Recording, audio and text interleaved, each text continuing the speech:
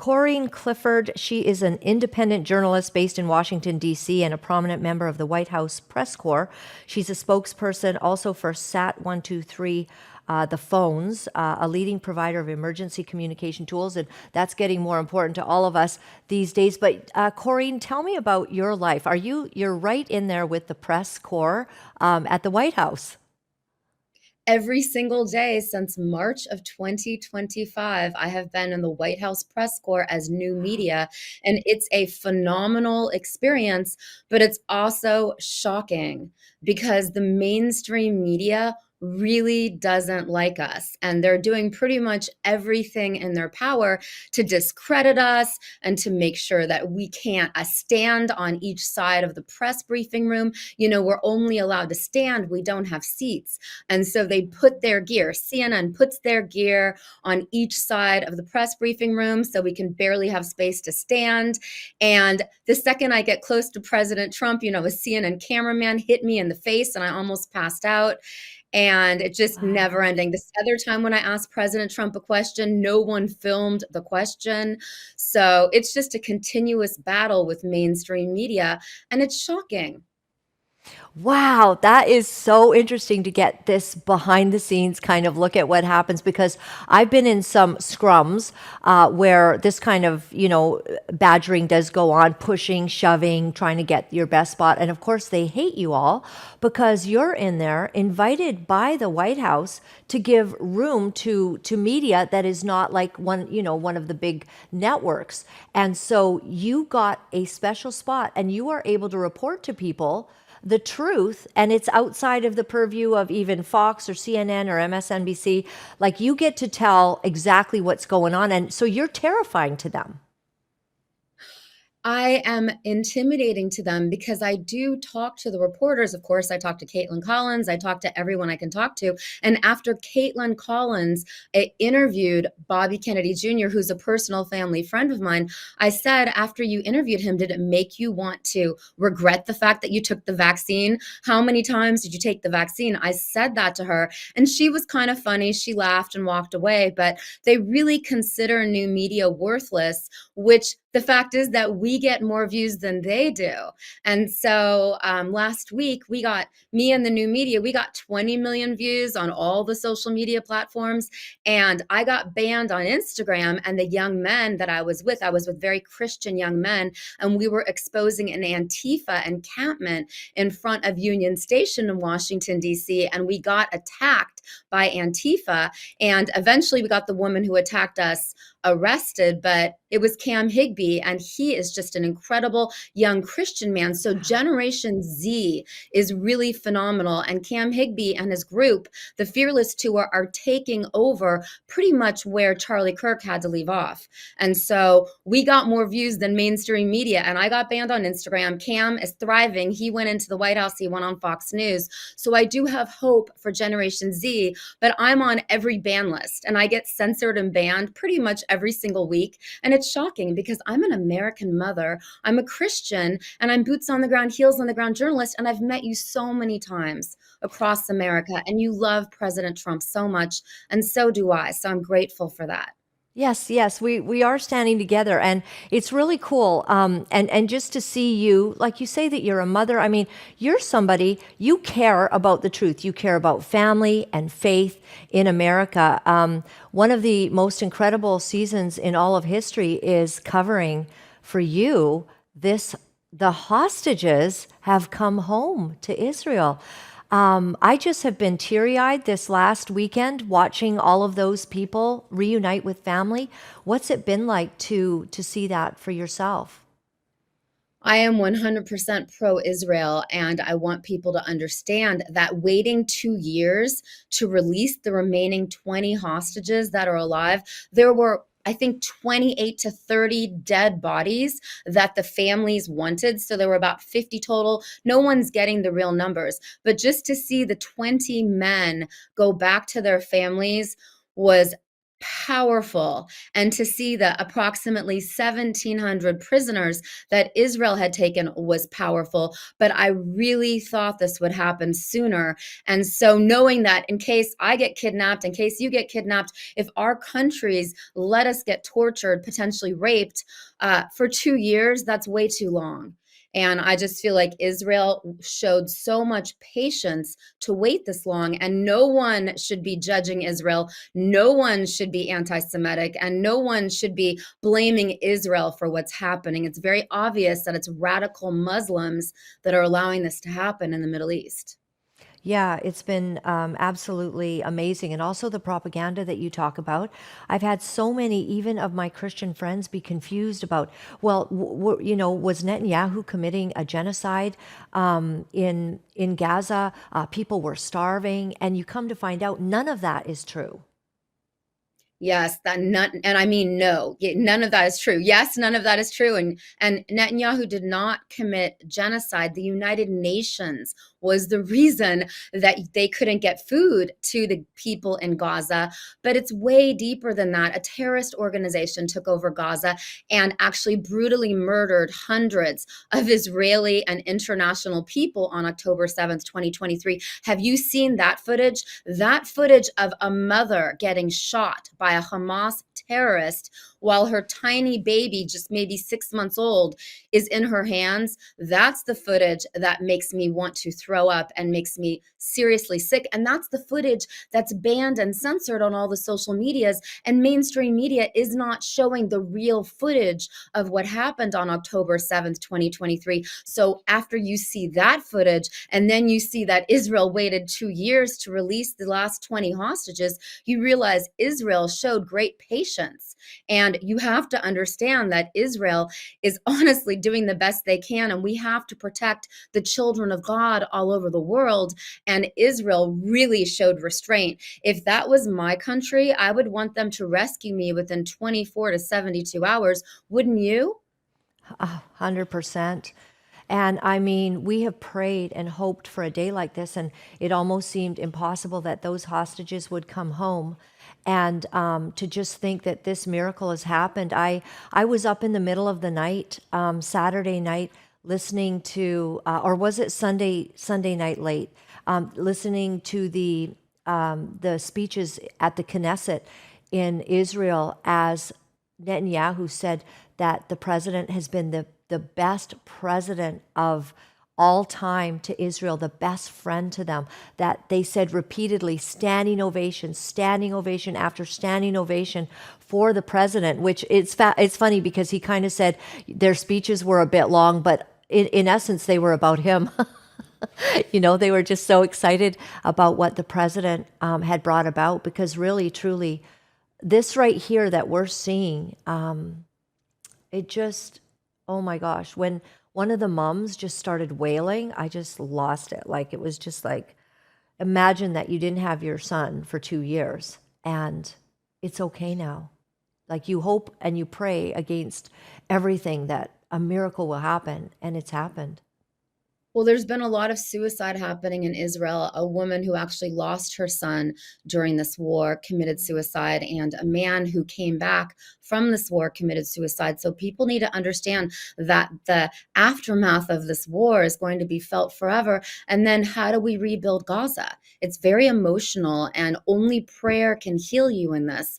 It's very, very serious, because there are radical Muslim groups in the United States and in Canada.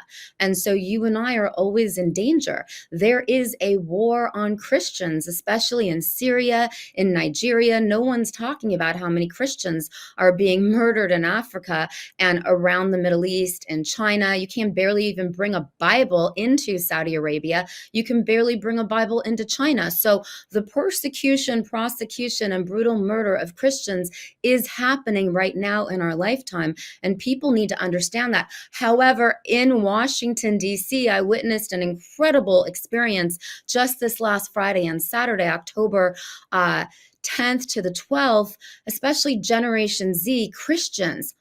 I think it was 70,000 Christians came into Washington, D.C. for several days, and there were 50 tents in the National Mall. Each one was a different American state, and they had revival, they had music, they had prayer. I didn't film a lot of it for people's privacy reasons, but in front of the White House, they ended up praying in front of the White House, which was a very powerful experience for me because the whole time I've been in Washington, D.C. since January 2021. I'm from Beverly Hills, California, but I've been in D.C. since 2021. I've never seen a Christian revival in front of the White House, and I experienced it on Sunday night, and it was very powerful. These Christians, mostly Generation Z Christians, were in front of the White House. I put my footage on X because mainstream media didn't want to buy this footage. But if you understand the history of DC and what's happening right now, President Trump has made it so that we've got police, we've got federal police, we've got military to protect us against the Antifa groups that were camping out outside of the White House and all over Washington, D.C. So now the Christians can come and really pray in front of the White House. So it's a beautiful experience. There is a Christian revival happening in the United States of America, especially with Generation Z. Wow. That is very exciting. And so, who brought this group together? Like, who's sort of getting everyone together? So it's a Christian revival group. Nobody's going to say their exact names because nobody wants to take credit, but they're real Beautiful. Christians. They're born again Christians. They're people who live for Jesus. It's not one organized church, although Yeah. many different churches came up. It's these children that I met, and I call them children because they're in their 20s. I'm not trying to be rude, but they're Generation Z. And then they ask you to sponsor them doing different missions around the United States of America. And so it's just a very powerful experience for me in Washington, D.C. to see Cam Higbee and his Fearless Tour go to Georgetown and to help me take down this Antifa group that was camped out since May 1st in front of Union Station. And then, of course, President Trump made sure that the Antifa cannot camp anymore in front of the White House. And so when the Christians, the Generation Z Christians come to town, to DC, they can pray in front of the White House now. So I'm seeing a really powerful Christian revival, whereas under the Biden regime, I was filming Christians in front of the U.S. Capitol getting arrested in front of me for just praying or carrying a large cross. And so my footage always goes viral on that. And I think Harmeet Dillon and many of the people in the Trump administration have made sure that the persecution and prosecution of Christians is ending in the United States of America. And in Canada, you had your Pastor Archer. Of course, he almost went to prison. I've interviewed him many times. He But in did. the United States Yeah. of America, listen, we had 2,158 plus Christians arrested under the Biden regime. President Trump has set them all free. There's maybe one left in prison. His name is Dan Wilson. But the bottom line is that, and Tina Peters, of course, we can never forget her. She's a true Christian. She's in prison because President Trump cannot control the states. So on the federal level, President Trump has set free all of the Christians that I knew about that were arrested under the Biden regime. So we have a great awakening of Christianity in the United States of America. And I think in Canada too, because President Trump's reach into Canada is powerful. And President Trump has already met with your new prime minister. However, in Los Angeles, your old prime minister is having a fling with a superstar, Katy Perry, which I thought was super bizarre. Very strange.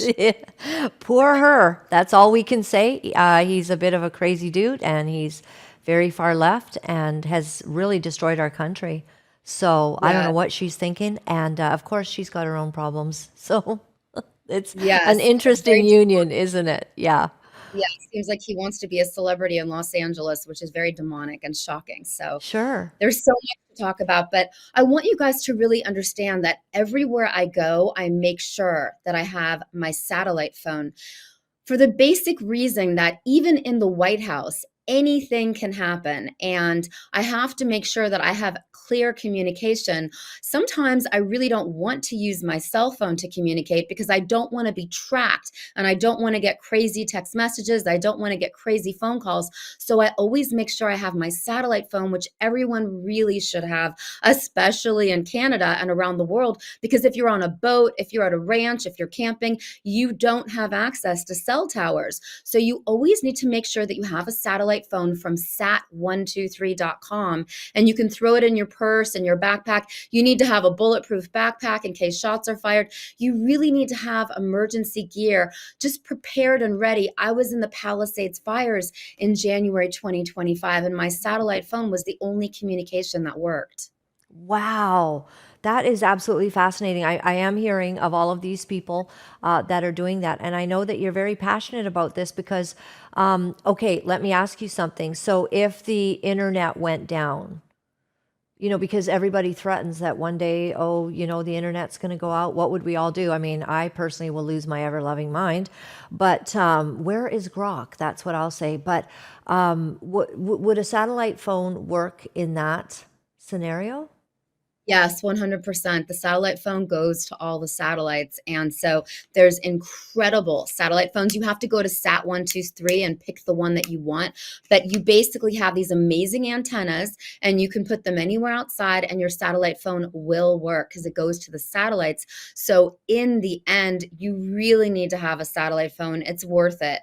It's maybe $90 a month. If you use my name, they may give you a better discount. But sat123.com has the best customer service. So you just call them and tell them what you need, and they really do work with you. And I've used my satellite phone so many times. And when you understand how powerful these phones are, you'll want to use them for super important communication. You and I may want to use them for some of our communication. It may get that serious. We just don't know right now. Right. Is it Anything private? Do you think it's private? Like, 100% private. The government cannot track you, and you don't get weird text messages. You don't get crank phone calls. And if you really do get into a situation, even when you go hiking, there's so many stories of women going hiking, and in Canada where you get attacked by a bear if you go hiking. You need to have the satellite phone so you can call for help.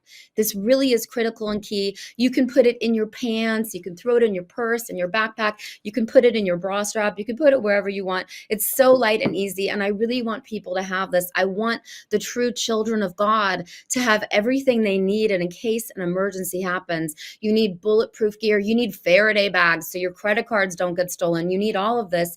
And then really note that journalists like me, we get sponsored by these companies. And so I'm only giving you a company that I use myself. I'm not giving you a company that gives you customer service based in a foreign country. I'm giving you a company that will help you in Canada, will help you all over the world. And you can call them 24/7 and they help you.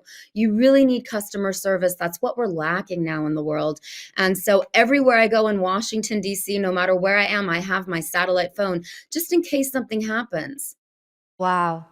I've thought about them so many times because I've known some people that have a satellite phone. So I'm glad you're bringing this information to us. When is the next time that you'll be meeting with the president, with the press corps? Because I know he's been in Israel, and so you get to be right there in the room as he I've been in the room several times when President Trump's there. And I do want to say he is one of the funniest men on the planet. Like all of these comedians don't even hold a candle to how funny President Trump is off the cuff. Do you enjoy that as you're in there watching this real time? 100%, because you do not need any entertainment when you're around President Trump. He rarely sleeps, and his posts on Truth Social are phenomenal. And basically, I can ask him any question and he answers them very specifically. And if he doesn't like you, he'll tell you, I don't like you. I'm not answering your question. I saw So it's that a the little other day. intimidating. Yeah, it's a little intimidating because I will risk my life, my liberty, my pursuit of happiness for President Trump. When people criticize him, I understand that. I Yeah. do understand that. But President Trump, honestly, is the reason that Jeffrey Epstein got arrested. If you really understand what President Trump does, he does the right thing when he's given the facts. And it could be people around him that are compromised. I don't know exactly who they are, but when President Trump gets the facts, he makes the right decisions. And because he's so wealthy, no one can buy him. So he's not owned by Israel. He's not owned by anyone. President Trump is his own man. And even our press secretary, Carolyn Levitt, always says that very clearly. She says, I'm not answering questions for President Trump. You have to ask him yourself. And so we do. And many times, I don't have a cameraman man with me many times. I don't document the questions I ask him, but he is a wonderful person. You and I were with him at Bedminster, been with him at Mar-a-Lago, all over the United States of America, and he really is attentive and he really does understand. And so that's why we need him right now. And I'm just so grateful. We all need to pray for him. Today at 4 p.m. Eastern Standard Time, President Trump is giving the Presidential Medal of Honor to Charlie Kirk. That's So amazing. That is a beautiful, an absolutely beautiful thing that's going on. And we just thank God for a president that understands that those who bless Israel will be blessed. And Charlie yes, Kirk did bless Israel in spite of all of the nonsense that Candace and Tucker Carlson have been spewing against Israel and against even Charlie Kirk's perspective near the end. I thank God that President Trump understands this, and Erica Kirk certainly has her hands full in some damage control that she's going to be needing to do in the days ahead for those that are attacking what Charlie Kirk stood for. And so I just thank God. When I was listening to Donald Trump in the Knesset in the middle of the night, I mean, I laughed out loud in my bed and hoped that I wouldn't wake my husband up because he was so funny. But this was such a victorious moment. And of course, their time zone is upside down. So if you want to watch it live, you're up at 2 a.m. where I am. And it was spectacular. And it's like a miracle, and God's doing a miracle. But I think, Corinne, as we know, the word of God is clear that Israel is going to still find themselves facing some of our most brutal enemies, like you've already mentioned. So we need to be vigilant and on guard. Could you just give us a closing statement about how the Lord's, I just want to honor you.